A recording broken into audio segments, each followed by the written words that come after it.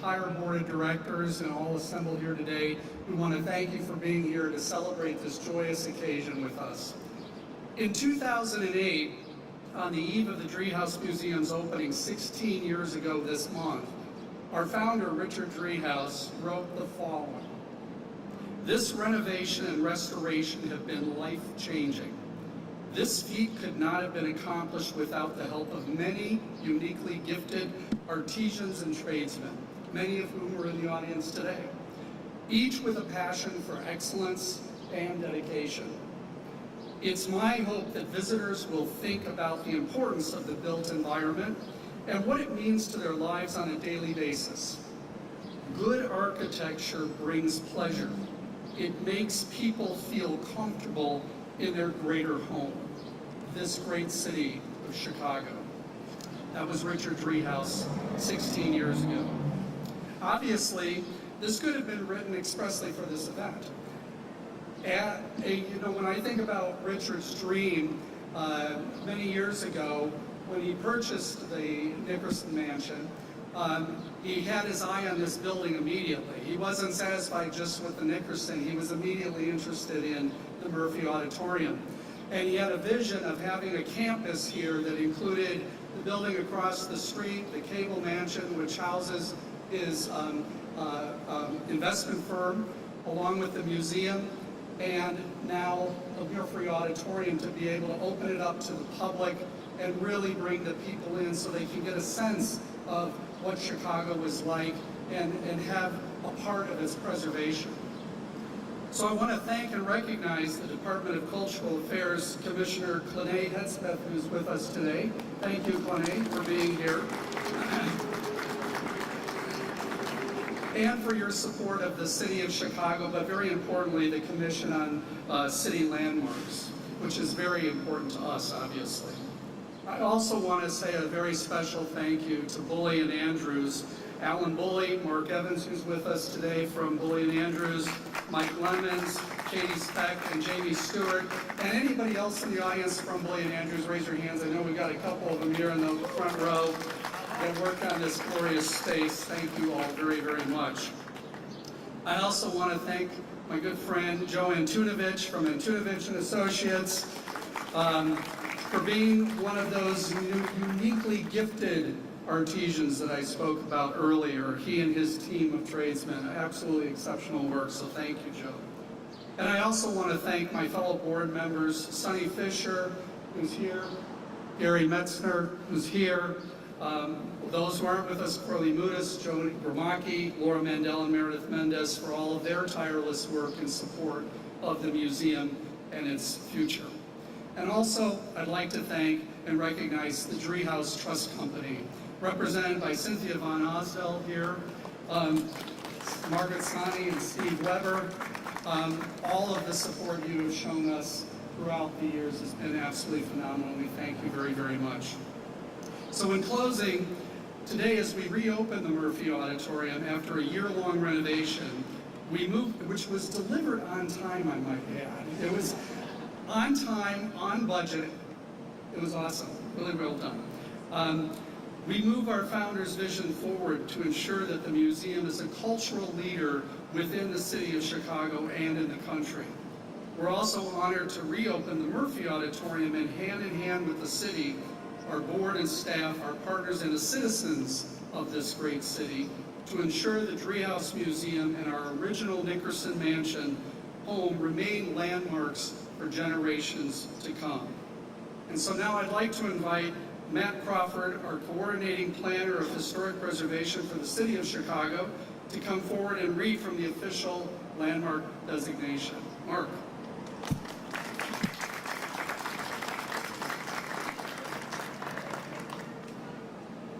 Thanks, everybody.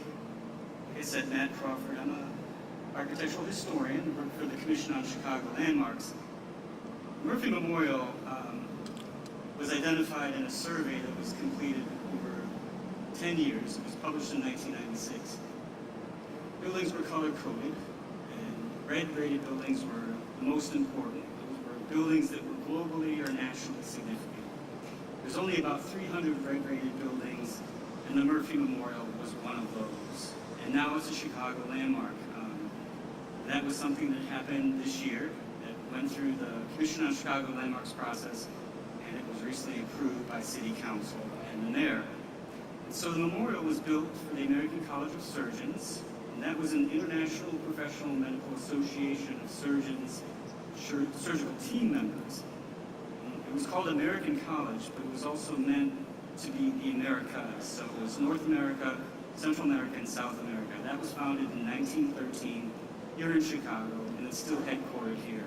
And they built the Murphy Memorial as the headquarters of the College of Surgeons. In addition to serving as a memorial to Surgeon John B. Murphy, who I'll talk about in a minute, the memorial's grand auditorium was used for the college's congresses and its international meetings. And then above the auditorium, the top floor of the building contained the college's skylit reading room and library, which attracted researchers from across the globe to learn about surgery and the best practices. In addition to this building's scientific history, the Commission and City Council also noted that it was associated with important people, and those were Chicago surgeons Franklin Martin and John Murphy. They founded the College of Surgeons as a means of improving surgical practice for better patient outcomes. In addition to surgeons, both men were educators. Dr. Martin established the postgraduate medical school here in Chicago, and Dr. Murphy was known for his classroom operations for med students. It was all to improve surgery, which at that time was a pretty risky practice. In addition to her history and persons, the building is also obviously a fabulous work of architecture. The design represents a rare example of French Renaissance, a style popular in Paris during the late 19th and early 20th centuries. You can see the abundant detail. I mean, if you look up to the swags, as you can see the fruit carved above the door. It's incredibly impressive. And then the bronze doors are a focal point. They were cast by the Tiffany Studios of New York, sculpted by Charles Keck, who designed the panels to depict important figures in medical history. On the interior, the auditorium is a 1,000-seat domed space with marble, highly ornate plaster, and carved woodwork. There's a stained glass window in the auditorium was designed by Ann Willett of her studios.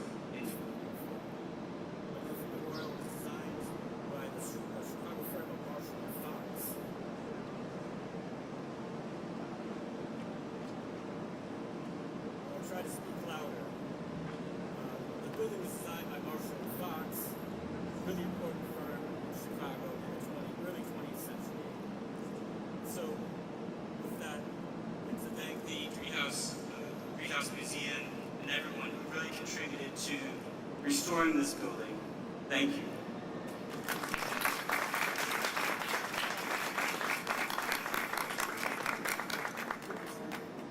Thank you, Matt. Not only for reading the landmark designation, but for your tireless efforts to support the museum in renovating and landmarking this building to ensure that it remains preserved for its architectural significance. We also want to thank a dear friend, Ward Miller of Preservation Chicago. Ward, maybe raise your hand out there. Thank you for being here. Who's worked with Richard Driehaus for a very long time before this moment began to bring this landmarking process to a successful conclusion. So thank you very much, Ward. I know he would be very excited. And so now I'd like to invite Commissioner of Cultural Affairs and Special Events of the Department of Cultural Affairs, Clene Hedspeth, to join us. Clene, please come on. Hello. Okay. Good morning. On behalf of Mayor Johnson, I want to thank Zach Lazar, who is the amazing board chair and who is also my fellow University of Chicago club member, and Lisa Key, Driehaus Museum Executive Director, and the entire team for this opportunity to participate in today's historic event. As the Commissioner of the City of Chicago's Department of Cultural Affairs and Special Events, I have the honor and service to support some of the most meaningful and historic events and activities the city, region, and nation have to offer. This ribbon cutting is one of them, because when the day is full of, for me, balancing the budget, You're supposed to laugh at that, right? Balancing the budget, drafting ordinances, and signing off on permits for parades for all 77 communities that make up Chicago. I'm your fellow citizen. And as a citizen that once lived around the corner many, many years ago, I had the repeated enjoyment and love of the Driehaus Museum. The beauty, creative programming, and thought-provoking exhibitions have been an anchoring force for this institution. For me, and I will boldly say as a representative of the city of Chicago's cultural landscape, this ribbon cutting is significant for many reasons. One, of course, as already stated, Murphy Auditorium being one of the first buildings to be landmarked by our mayor, Brandon Johnson. But I want us to acknowledge that the Murphy Auditorium, with its strong columns, crafted architecture that will stand the test of time, is more than an architectural gem. It actually highlights and demonstrates the ability to holistically and sustainably incorporate deeply rooted mission and focus into new ways of thinking and engaging. Simply stated, the Driehaus Museum in this expansion demonstrates that there is a healthy and sustainable relationship between the quote-unquote old and new that doesn't demand us rewriting history, making drastic shifts. Rather, this will serve as a beacon of how, as we as a society and city move forward, we can have the old and have the new. I thank you for this continued work that you're doing. Look forward to continue to be a supporter and enjoy and encourage us as citizens to support in every way we can. This is an open space, it's a beautiful space. It reminds the world that Chicago is a world-class city. Thank you.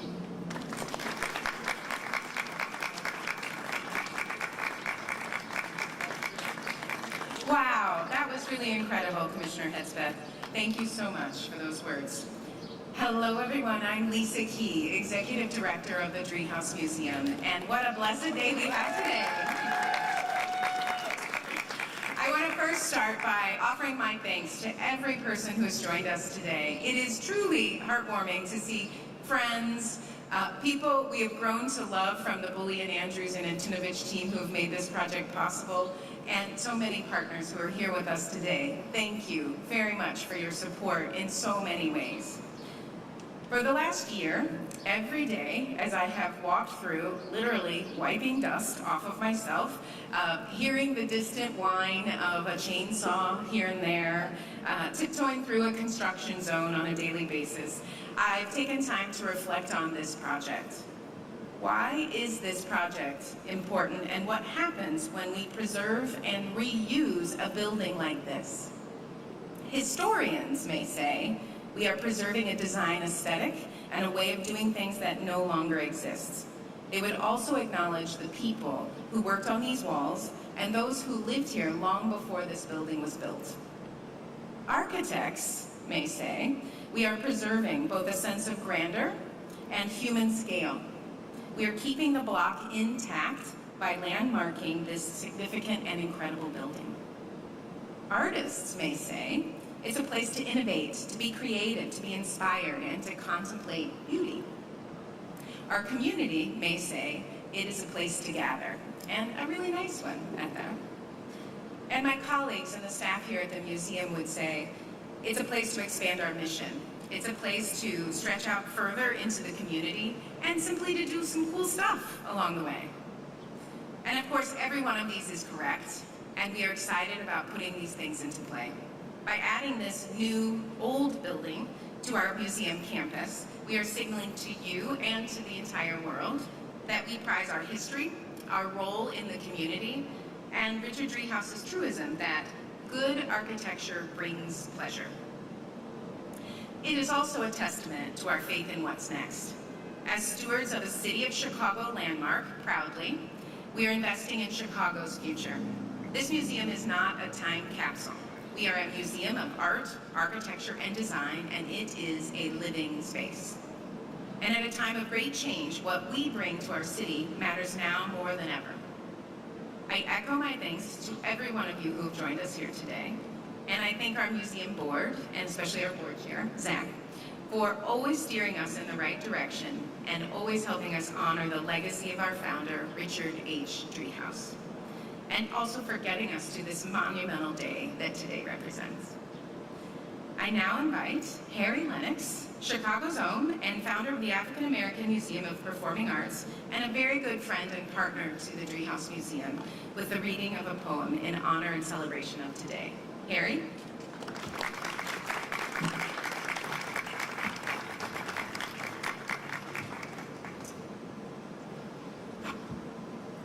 Good morning still, and thank you, Lisa. And I also just want to say before I read this magnificent poem by Chicago's own Carl Sandburg, that the Driehaus Museum is more than a preserver of buildings of great beauty. It's also a bridge builder, because they have, through Gary Metzger and people that we've met, Teron Patton and I, she's our executive director at the African American Museum for the Performing Arts, are already establishing connections which will link Bronzeville with Driehaus, and we hope throughout the rest of the country in terms of preserving the great cultural legacy that is the Bronzeville arts community. This poem is called Chicago, outfitting, by the great Carl Sandburg, written in 1914. Hog butcher for the world, tool maker, stacker of wheat, player with railroads and the nation's freight handler, stormy, husky, brawling, city of the big shoulders.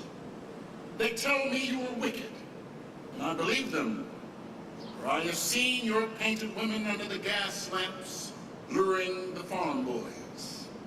And they tell me you are crooked, and I answer, yes, it is true.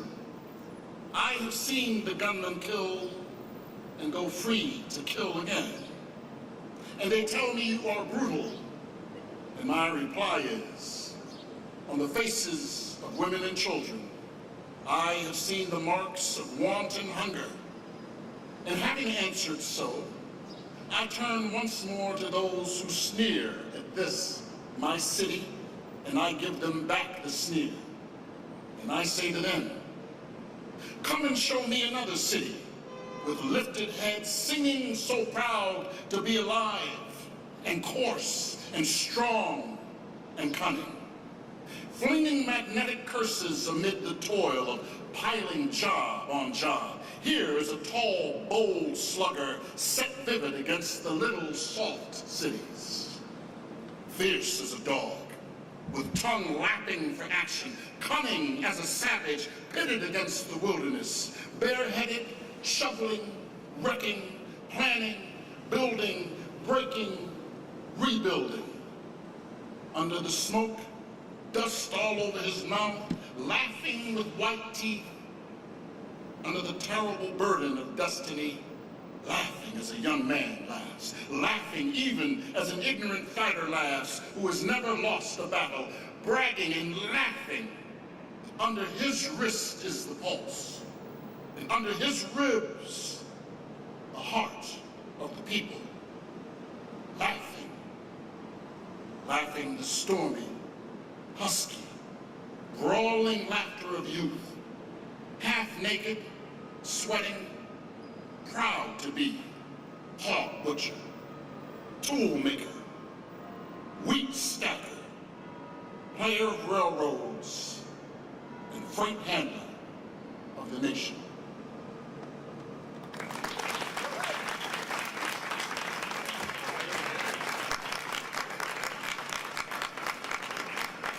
Thank you, Harry. That was truly inspiring. And I also should mention that poem was first published by Poetry Magazine, our partners just a few blocks away, and so we're happy to involve them by that reading. Now, I am grabbing a very fancy ribbon that I'm going to ask all of our guests who are standing here today to stand with me. I have two colleagues who are going to help us, and we're going to open this building.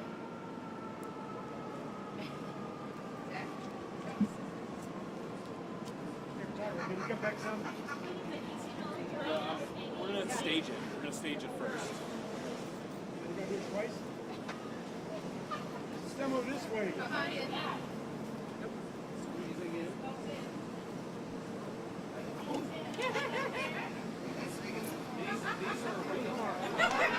Careful. No, no, no, no. Yeah, we're gonna stage it. We're gonna stage it. There we go.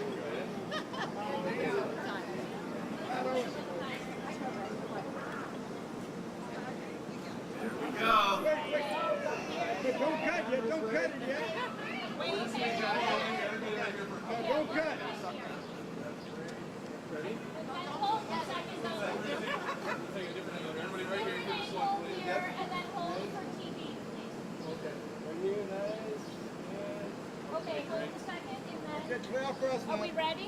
Wait a minute, Okay. You want to do a countdown? wait a minute, just try it, so I can go back. Let's do it. 3, 2, 1. 1. 3, 2, 1.